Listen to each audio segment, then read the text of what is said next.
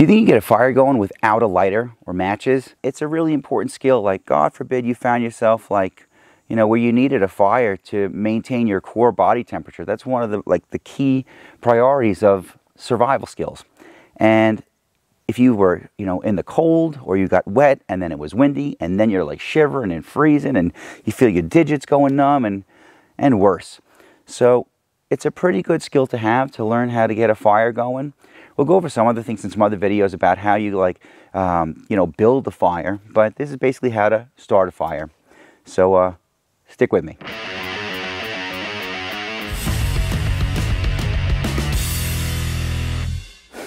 What's up, warriors? This is Kyoshi Dave Herman with 5 Elements Tactical Training, here to share with you some warrior skills and drills that anyone can learn and everyone should know.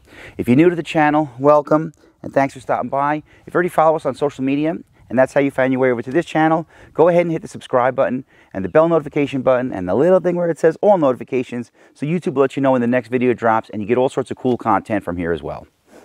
Alright, so what I have here is 3 different ways to get a fire going, or to like your combustion and tinder source. Now, one of them I use all the time, one I use pretty often, one I've never used but I've heard a lot about, so we'll kind of check it out together, I guess. The first one is a really simple, the cotton ball and Vaseline, which to me, this thing is just such an easy thing. I usually have, I probably have one in my bag, but I'm not going to dig it out. But if you remember a long time ago when you used to take like, pictures that had film in a camera, and the film would come in these little like plastic canisters, I don't know, a little bit smaller than a toilet paper roll, like maybe half the size of that. Anyway, you take that little canister, you could use a plastic bag, you could really use any container, an Altoids tin, whatever. But you take a cotton ball, some Vaseline, and you just basically mush a bunch of Vaseline into it, right? Because a cotton ball by itself will catch fire, but it won't stay lit.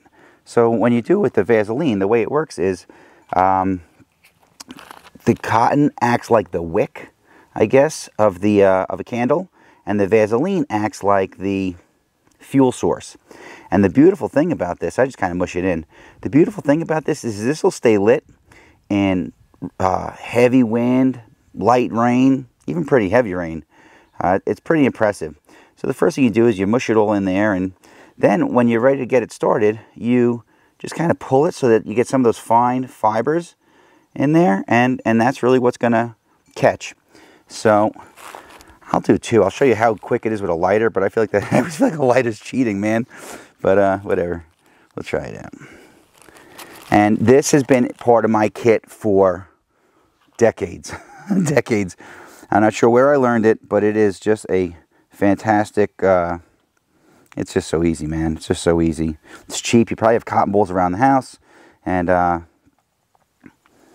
probably got some Vaseline at home, so you don't got to go buy anything. I see all these expensive things. I think they're expensive on, you know, Amazon and these like pages that I follow. And hey, if it works, it's cool, and you want it, and it's trendy, or it's the latest and greatest, and you want to go check it out, then go for it, man. Don't let me steer you away from that. But if you're looking for simple, easy, cheap, and especially something like last minute, like, oh man, I'm going camping, I didn't buy the thing, and whatever, you make them in the bathroom, man. Simple. I've tried where I melted the Vaseline using like a double boiler. Like you boil some water and then you put a bowl on top of that and you put the Vaseline in that, and then it becomes almost liquid. And I soaked some stuff in it, but when it hardened up, it was like too much Vaseline and not enough fine thread, because that's really what's going to catch when you hit it with a ferrocerium rod or even a lighter. So we'll do the lighter one first. I have a lighter right here. You ready for this? Check this out. This is it's like so easy it should be illegal. It probably is illegal. Ready? And now I got the goo on my hand. And there it goes. Boom. Come on now. And I don't know, if we time it, that'll stay lit for quite a while. Now another way to do it is you take your ferrocerium rod. Highly recommend having one of these, and I think if you're going to have one or carry one, you should have 2 of them, and you should at least 2 of them, because 2 is 1, 1 is none. But you really should get one and practice with, and that's how you'll get better at using it. So now with this one, this over here, Same drill, same thing. And there it is. So the ferrocerium rod is, this is a 6" in length. I think it's a 1/2 inch diameter. I use the orange cord through the hole just so that if I drop it in the woods, I don't lose it, because it's dark, and especially at night, it's very easy to misplace it, and it's such an important tool to have on you. I always have it in my pocket in the field. And what you do is you use, if you have a good knife with a nice sharp 90-degree, like I'm not using the blade, I'm using the back of the knife, but you can feel it's almost like a little bit sharp by itself, and you hold this really strong and you just put this against it and you're pulling almost like you're starting a lawnmower, and it shreds some of the metal off of this and throws some sparks to catch your tinder source. All right, that's one. All right, now the next one, I've tried this, but let me restart that. This is dryer lint, like you wash your clothes, throw your clothes in the dryer, and then you empty the little lint trap, and usually you throw it out. So watch how easy this thing starts with a spark, with a lighter. I mean, watch this. With some fire, it goes up that fast. That's why you got to clean that stuff out of your dryer. Now, forget about a lighter, just using a spark. First shot, there it is. Sick. And that was some of the ferrocerium rod catching. That's how fast that goes up. Now, the thing that I keep hearing about that I've never tried is taking an empty toilet paper roll and stuffing it with this. So I want to try this two different ways. So I'm going to cut this in half. Okay, so we're going to stuff it. I have more dryer lint. I just had a whole bunch at home, so I just took it. So a lot of people say that they start it. They stuff a toilet paper roll with the dryer lint, and I'm assuming that the idea is that the dryer lint catches the toilet paper roll, which is cardboard, and then that stays lit better or longer or whatever. So we'll give it a shot and see what happens. Again, you could try with a lighter. I'm sure it'll catch with a lighter. So with a ferrocerium rod, the rule is you try it 3 shots. If you don't get it lit in 3 shots, you adjust your grip, you adjust your position of the ferrocerium rod, you adjust the thing you're trying to ignite. All right. Let's see what happens. I'm curious. I don't know if you can see from your side, but the dryer lint has caught. And so did the toilet paper roll. Look at that. Huh. I guess I had an uncle, best uncle in the whole world, and he used to say, if everyone's telling you you're drunk, sit down. And the moral of the story was, is everybody's saying the same thing, they're probably right. And I've heard so many people talk about this. It's still going, man. That's pretty cool. The other way I was going to try was by using some Vaseline with it, but I don't know if you'd even have to do that. We're here, right? Let's test it out. Another good rule of thumb, when you have either for your survival bag, your go bag, your camping bag, whatever bag or kit you're trying to put together, or your emergency kit for inside the house, like a blackout kit or whatever, keep your fire stuff in plastic so that it stays dry in case you have a flood or whatever. I try to use as many layers that I can to keep my stuff dry. I'm assuming this will just last longer. The question is, do I put the Vaseline on the cardboard? Or do I put it on this stuff? Or do I just put some in the middle somewhere? Let's try that. Oh, that's going to be good. That's going to be good. I think. Maybe it'll be worse. Who knows? So we'll try it out together. All right. Stuff the stuff in there. And again, it's the fine threads that catch. So what you try to do is you try to like separate it and get some of the, as much little fibers as you can, because that's really what's going to make it catch. Is this thing still going? Yep, still going.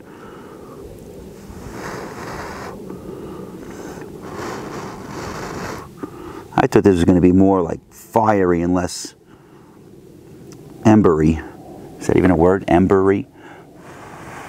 Like it's glowing orange, especially when I blow on it, but I want to see flames when I'm doing something like this.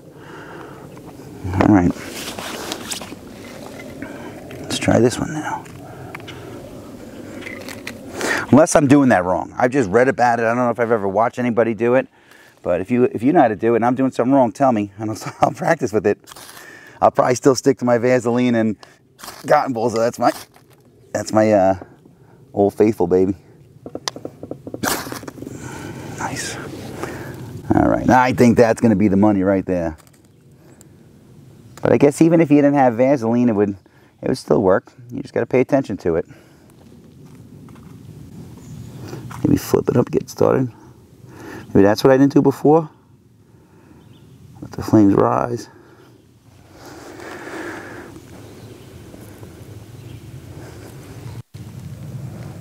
I think we learned something today. I think I learned something today.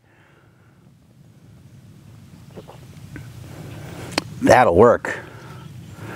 I'm wondering if this would work better if I did it that way. Stand it up. Come on now.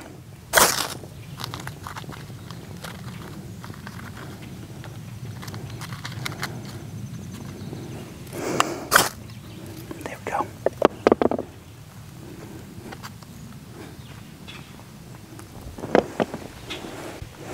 Look at this. Yeah, so again, you wouldn't just light this stuff. You should have like a tinder bundle. So like you get it started and then you have your smalls. When you build a fire, you start out with really fine sticks like the thickness of pencil lead, and then pencils, and then like up to maybe your thumb, really smaller than that though. And you just get like big piles of them, and we'll have another video on it, but you form like kind of like a letter A. So you put 2 down in a V, and you put this stuff in the middle of that, and then the top of the A, or the cross part of the A, we put on top. And as this starts to climb, we roll that back over, and you see the flames start to climb through the middle. Then you could add to it when you see the flames go past the top part, and that's how you build a fire. And again, you practice this stuff in your fireplace, you practice this in your fire pit, your barbecue, anywhere. But it's, I don't know, it's kind of fun, and it's definitely an important skill again, so just have fun with it.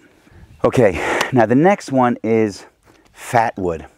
Now you could buy this you could buy it on Amazon, you could buy it probably like a barbecue or fireplace store. Fat wood comes from pine trees where like the sap and the resin that's in there kind of settles, especially when the tree dies and it's not trying to feed it out to like the branches and whatnot, and it kind of settles in like the armpits or like the crevices of the tree. So if the branches are going out like this, when the tree dies, right where it all meets, you cut off a branch and you look in there and you can find even the smallest little bit of this. You cut it off with a saw, you're like, oh, it smells like pine salt. It's like very, very strong. And I don't have a good sense of smell, but I smell this. But again, if you buy this, you don't just like take a lighter to it and throw it in your fireplace. I mean, I guess you could, but that's not really how you're supposed to use it. So there's a couple ways to do this. I usually start by using, again, with the back of my knife, just kind of creating really, really, really fine fibers. Like this, it's almost like sawdust. And I try to get I don't know, maybe like the size of a quarter or so. You want to make sure it's going to burn a while. Maybe go with the size of a golf ball. It's pretty amazing how this stuff works, man. So again, and when you feel like you're getting to like rounded, you're rounding off the stick you're using, you kind of find a corner. And there's other ways you could do this with wood that's not fat wood. And it's one of the ways that you process down wood to get a fire going. So you could start with a bigger, like a log or a piece of, or a bigger stick or a branch, and you baton it to split it, and then split it, and then split it. When you get pieces about this size, you do the same thing. And if you get I got some wind coming, hold on. And because it's got all that resin in there, it kind of makes it gets a little bit sticky. It's almost like a little bit wet.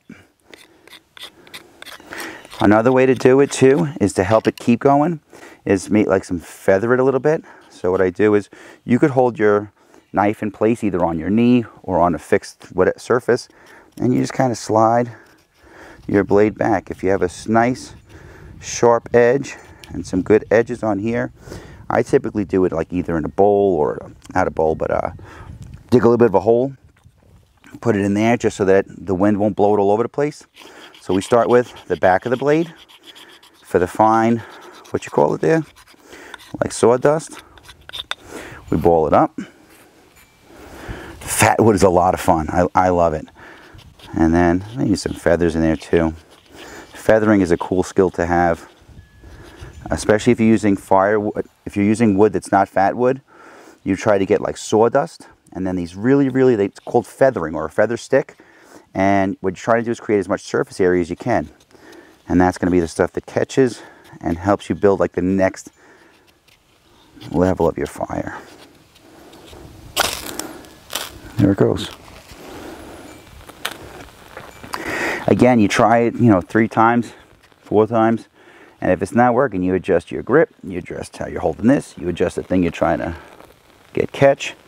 And obviously the more of this you have, the longer it burns. And if you start putting feathers in there too, that's going to be the stuff that's going to burn a little bit longer than the sawdust part. It's great, man. It's so cool. And this is good for, hey, anytime you're going to be using a knife though, you should know, just like firearm safety, you have to know the safety rules for that. You should know knife safety rules. I have a video on that too. You should check it out. I had a lot of fun making that. I'm a little bit goofy sometimes. A lot of times. But yeah, there you go. So again, fire building is a really important skill for survival, for just, I don't know, you learn how to swim in case you fall in water this deep, and there's a good chance of that in your lifetime happening. But there's also a good chance that the power goes out and you got no heat and you're freezing or whatever. And if you have a fireplace or you got a fire pit or whatever it is, anyway, it's still going, man. Any way that you could keep yourself warm and again control that core body temperature, that's an important skill. And this is like the key, man.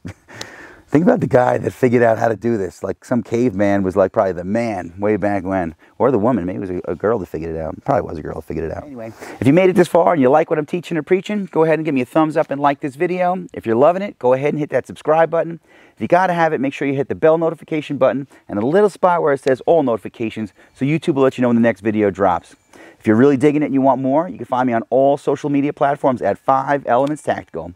That's all I got for now, warriors. So until our paths cross again, pray for the best, prepare for the rest. I'm Kyoshi Dave Herman with 5 Elements Tactical Training. Thanks for watching.